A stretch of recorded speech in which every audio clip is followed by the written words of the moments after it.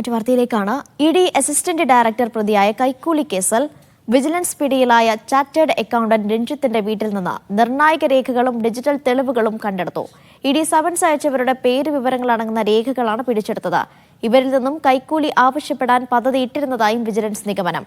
ആരോപണങ്ങൾ അടിസ്ഥാനരഹിതമാണെന്ന് ഇഡി അറിയിച്ചു. കേസിന്റെ വിശദാംശങ്ങൾ വിജിലൻസിനോട് ഇഡി ആവശ്യപ്പെട്ടു.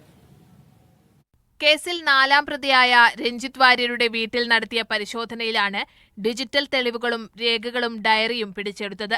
ഡയറിയിൽ ഇഡി സമൻസ് അയച്ച വ്യക്തികളുടെ പേര് വിവരങ്ങളാണുള്ളത്.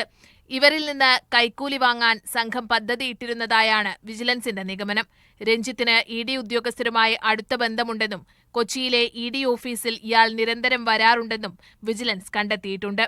കൂടുതൽ തെളിവുകൾ ശേഖരിച്ച ശേഷം മാത്രം 1ാം പ്രതിയായ ഇഡി അസിസ്റ്റന്റ് ഡയറക്ടർ ശേഖർ കുമാറിനെ ചോദ്യം ചെയ്താൽ മതിയെന്നാണ് വിജിലൻസിന്റെ തീരുമാനം. വളരെ വിശദമായി അന്വേഷിക്കേണ്ട കുറേ കാര്യങ്ങളുണ്ട്. അപ്പോൾ അതെല്ലാം ഞങ്ങൾ അതിൻ്റെ പ്രോസസ്സിലാണ്. It takes time.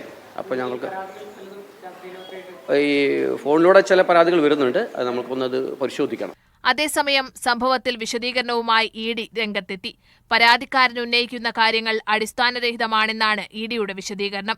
സംഭവത്തിൽ ഇഡിയുടെ ആഭ്യന്തര അന്വേഷണവും നടക്കുന്നുണ്ട്.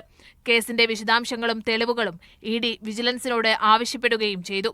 കേസ് ഗൗരവതരമാണെന്നും കേന്ദ്ര ഏജൻസികളുടെ വിശ്വാസ്യതയാണ് തകർക്കുന്നതെന്നും മന്ത്രി പി രാജീവ് പ്രതികരിച്ചു.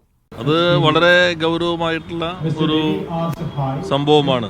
നമ്മുടെ രാജ്യത്തെ കേന്ദ്ര ഏജൻസികളുടെ വിശ്വാസ്യതയെ പൂർണ്ണമായും തകർക്കുന്ന നിലയിലേക്കുള്ള സമീപനം കേന്ദ്ര സർക്കാർ സ്വീകരിച്ചതിനനുസരിച്ചുകൊണ്ട് ഉദ്യോഗസ്ഥരും ആ പ്രവൃത്തിയിൽ കുറെ കൂടി വ്യാപൃതരായിരിക്കുന്നു എന്ന് വേണം മനസ്സിലാക്കാനായി. മീഡിയ 1 കൊച്ചി.